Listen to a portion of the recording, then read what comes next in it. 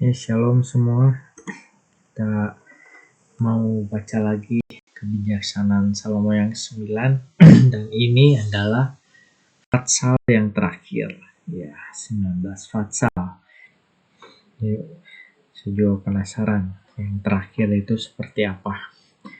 Apakah lebih bombastis dibanding yang lain? Kita baca sajalah. Laut Merah yang membinasakan orang-orang Mesir dan menyelamatkan orang Israel. Berarti masih tetap yang kemarin ya. Kemarin juga tentang tulah Mesir, tentang bangsa Israel di Mesir ya. Berarti ini masih nyambung. Tetapi atas para fasik datanglah kemurkaan yang tak kenal ampun hingga penghabisan. Sebab sebelumnya Allah sudah mengetahui kelakuan mereka di waktu mendatang. Yaitu bahwa mereka dahulu mendesak orang-orang Israel untuk berangkat dan menyuruh mereka pergi dengan tergesa-gesa, lalu menyesal dan mengejar mereka. Sebab ketika mereka masih sibuk berkabung dan meratap pada kubur orang-orang yang sudah mati, maka diambilnya keputusan kebodohan yang lain, lalu mengejar sebagai orang pelarian mereka yang tadinya diminta untuk pergi. Sebab nasib yang sewajarnya menyeret mereka ke arah ajal mereka dan membuat mereka lupa akan yang sudah-sudah, supaya mereka menggenapkan hukuman yang masih kurang pada siksaannya. Dan supaya umatmu mencoba menempuh perjalanan yang ajaib, sementara para musuhnya menemui ajal yang ganjil. Sungguh seluruh ciptaan dalam jenisnya dirubah kembali sama sekali oleh karena taat kepada perintah-perintahmu, supaya anak-anakmu jangan sampai mendapat celaka. Maka orang melihat awan membayangi perkemahan. Tanah kering muncul di tempat yang tadinya ada air. Jalan yang tidak ada rintangannya muncul dari Laut Merah, dan lembah kehijau-hijauan timbul dari empasan ombak yang hebat.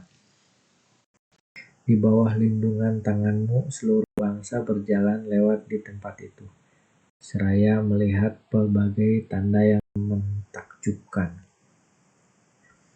Seperti kuda ke padang rumput, mereka pergi dan melonjak-lonjak bagaikan anak domba, sambil memuji Engkau ya Tuhan yang telah menyelamatkan mereka.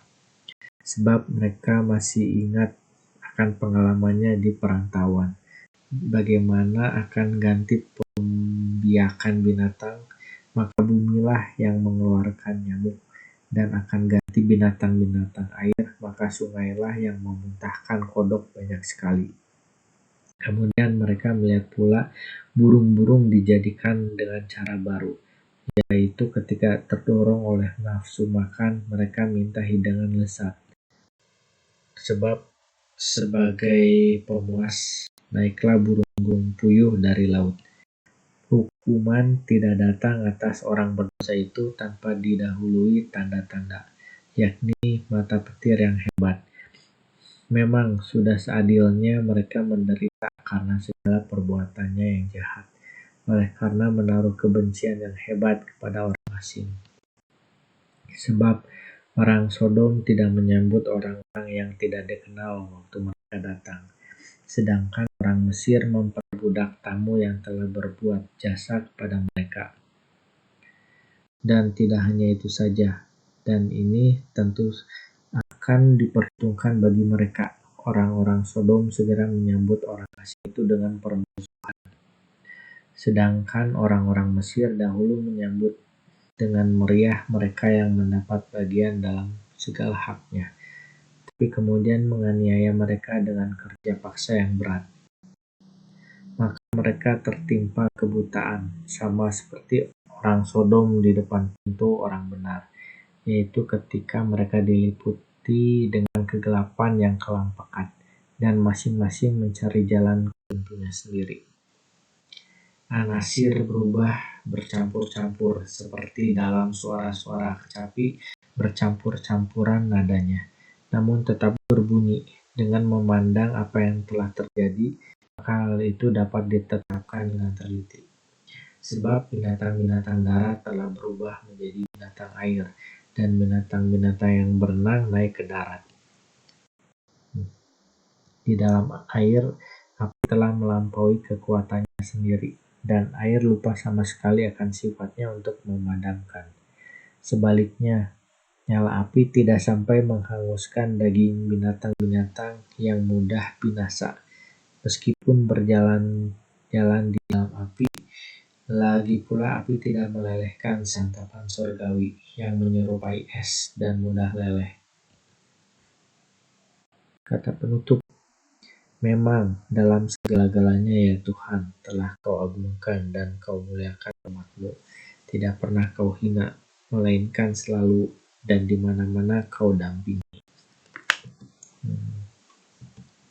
Oke.